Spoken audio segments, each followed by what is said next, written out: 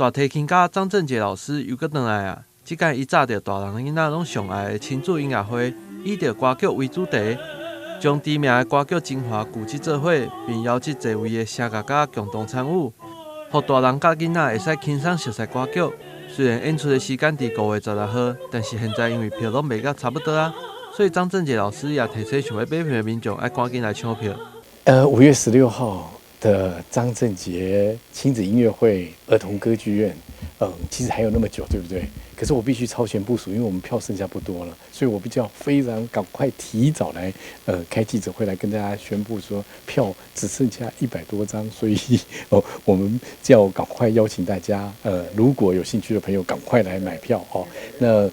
这是我的一个很不一样的感觉，因为通常歌剧通常都要几千万的制作成本。我让大朋友、小朋友200块、300块就可以来听，然后大家听到歌剧那个头就变大了，就是说，我要怎么去听得懂，或者怎样保证你听得懂？我把这个大家一生要听的10几个歌剧，把它当做一个晚上，把那个最精彩的片段介绍给小朋友、大朋友我讲错了，应该我们是下午的音乐会啦那不过这个就是我希望让小朋友不要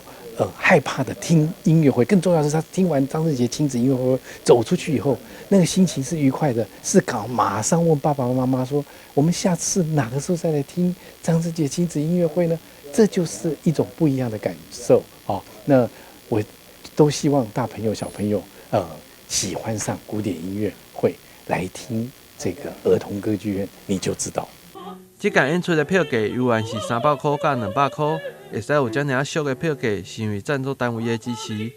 想要熟悉歌曲，或者是想要听到张正杰老师演出的民众，嘛千万莫错过这场精彩的亲子音乐会。台新闻郭博义采访报道。